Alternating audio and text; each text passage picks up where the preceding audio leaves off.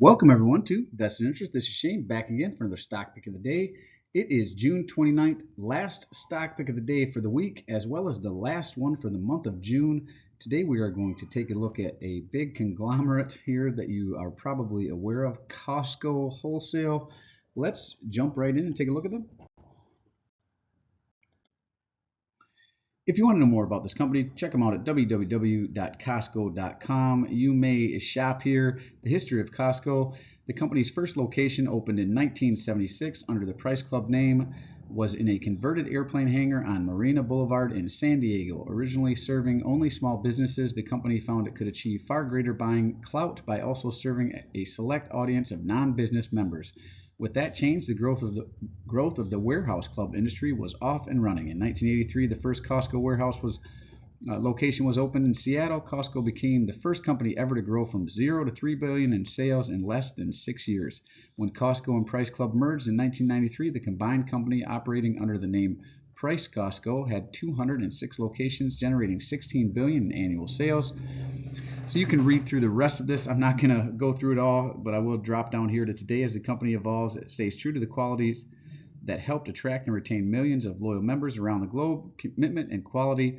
Costco warehouses carry about 4,000 SKUs, stock keeping units, compared to the 30,000 found at most supermarkets. By carefully closing products based on quality, price, brand, and features, the company can offer the best value to members. So this is basically a member shopping center, and it is a big one, right? Groceries, beds, clothes, alcohol, you name it, they're selling it. Uh, Under one umbrella, they not only have the stuff in the store, but you can book trips through them. I mean, they really serve the customer here. It's a holistic look on warehouse shopping, basically. And again, you're probably well aware of them. If you don't shop at one, I'm sure you've seen them around. They're not only in the United States, they're spread out in other parts of the world as well, and I believe they continue to grow. They really don't seem to be slowing down anytime soon. Again, www.costco.com. That's www.costco.com. That is their homepage if you want to know more about them.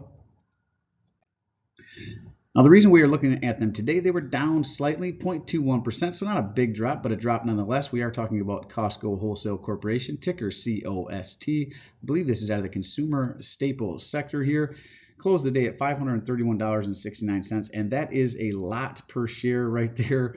It might be better if they did actually a dividend split, drop that down a little bit, but there's a big cost for entry to this one here as far as per share cost. 52-week range as low as $447, as high as $564.75. So they are closer to their 52-week high really than they are the 52-week low. Average volume 1.8 million. Today's was 1.039, and a lot of volatility over the course of the day overall. Market cap of $235.617 billion, a beta of 0.79, so they are less volatile than the overall market. Price to earning ratio, in my opinion, this is really high, 39.62, $39.62. Right, that's pretty high. That speaks to that they either figure they're going to continue to grow to justify that, or it's just elevated.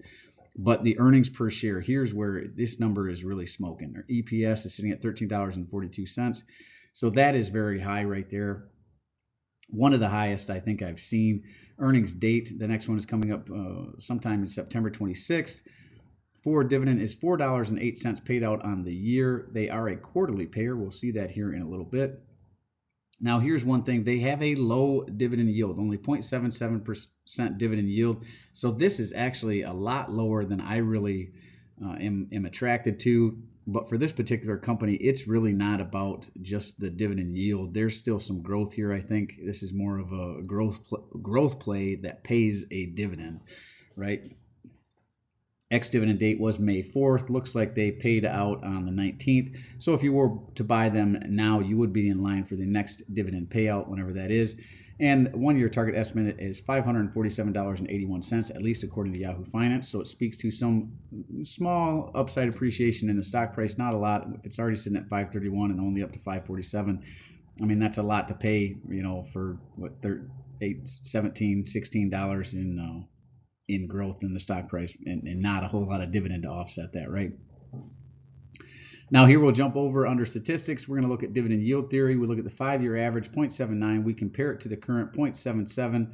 It is according to, or forward, same thing, 0.77. According to dividend yield theory, slightly overvalued, right? I mean, if it was at 0.79, it'd be right at fair value. It's just under that. So dividend yield theory is inversely correlated. So 0.79, if it was higher than that 0.79, let's say it was 1.7, then it would be undervalued. But since it's lower than that 0.79, it is potentially overvalued. Again, just according to dividend yield theory, but not drastically so. Pretty close to even. Payout ratio on this one is low, 27.56. And free cash flow, we want growing free cash flow over time so that this little dividend yield that they're paying out can grow over time. 2019, 3.35 billion. 2020 jumped up to 6 billion. 2021 dropped to 5.37 billion. 2022 dropped again to 3.5 billion. So really, from 2019 to 2022, there was slight growth, but not a lot. And it looks like, at least to date right now, it's going to be somewhere in the 5.4 billion, probably a little more than that. Maybe it gets back up above that 6 billion. So there's some growth from 2022 to 2023, but this is one I'd watch. Overall, it's a little bit up and down. Not sure what's going on. Maybe as they open up new stores, some of that free cash flow drops down. That may be part of it, or they're paying off debt. You want to look at their books and see what exactly is going on. They are repurchasing their own stock, which is nice to see. But if they're purchasing it in this $500 range when their low is $447, they're purchasing it at an elevated price, in my opinion. Now, I always recommend more than one source. So another one that I like beyond Yahoo Finance, but I'm not affiliated with Yahoo Finance. I'm not affiliated with stockanalysis.com either. Just another source I like to look at. And they have 20 stock analysts that have taken a look at this, and they call it a buy, right? Consensus buy. Now, again, this is with the market right now. I see some better opportunities, but I know this one, like I said, is more of a growth play that people are in that happens to pay a small dividend. So if you believe the stores are going to continue, they're going to continue to open new stores, and the people who are buying their subscriptions are going to continue buying those subscriptions. I know they've recently cracked down on people using or sharing their subscriptions, so maybe that helps generate a little bit of revenue. But I have a subscription to Costco. This is where my wife and I shop. You know, it's nice to go in there and fill up your pantry. But I will say some of the things you buy are in, they're bulk items, right? So whenever you open them, you better be willing to use it up, or it'll go bad before you use it, because they're such big, big containers, right? Their fruit, for example, we split that with our sister-in-law, because we're just not going to eat 20 oranges, for example, right? Or this huge thing of strawberries. So it is bulk buying, but unless you have a big family, right? Whenever you open it, having a big party or something like that, and that's what we use it for. When we're having a big party or something like that, we'll go in and buy stuff, because we know whenever we open it, we're going to use it. And then we do use it, cereals and stuff like that, the dry goods that are going to stay longer. We like that, but you are buying in bulk. That's the idea. Now they have a low estimate of $475. That would be a 10.66% decrease from where it currently sits. They have an average estimate of $550. That would be a 3.59% increase in the stock price from where it currently sits. And if it happened to hit their high of $635, that would be a 19.43% increase in the stock price. All the while, you'd collect that 0.7% dividend yield along the way. Now, this has a lot of the same information. Financials, you can find out their income statement, their balance sheet. Statistics is one we're going to look at for return on equity and return on invested capital. Forecast is what we're looking at here. Dividends is what we'll see on the next page. Let's look at, under statistics, financial efficiency. And to look at that, we look at ROE, return on equity, which is 27.10, and I like 10% or better for both of these numbers, and this really smashes both of them. 27%, so more than double, almost 3 times what I look for here at 10%. Return on invested capital is sitting at 26.30, same thing, almost 3 times what I look for here. My kind of threshold is 10% or in line with their industry average, and they just smashed those numbers, right? Return on equity is even nice, almost 10% there. Or I'm sorry, return on assets. Now let's jump over and look at their dividend. So as I said, they do have a Low payout ratio, 30.22. This is a little different than what we saw from Yahoo Finance. I think there was around 26%, but their dividend growth is very nice, very high dividend growth here, 13.76% on their dividend growth, and they should be growing it fast. Only paying out, a 0.77% dividend yield. Really that's below industry average overall. A regular ETF or index fund is paying you better dividend yield than that, right? And a lot of them are getting pretty good dividend growth as well. So ETFs or index funds are paying in the 2s, 2.5, somewhere in there, 2.2. So this is very low payout ratio at 0.77, but it does have high dividend growth, which is nice to see. I went back to 2020, was paying out 70 cents. They do this from time to time as well. They paid out a special dividend in December, $10 per share. I mean, that's pretty big right there, but then they dropped back to the regular 70. 2021 in April, they jumped it up to 79 cents. They rode 79 till April of 2022, jumped it up to 90 cents. And then looks like they jumped it in May up to $1.02, unless that was a special. Well, it must have been just a regular dividend. So it looks like they jumped it up to $1.02 there. So they have nice dividend growth over time. This is the vested interest stock screener. You can go through this at your leisure here. And that is really it for this one. Let me know what you think of Costco. Do you shop there? I think there's another one that is tied to Walmart. I can't think of the name of it right now off the top of my Sam's Club. There we go. There's another one like Costco called Sam's Club, right? So they don't have a lot of competitors, but they are.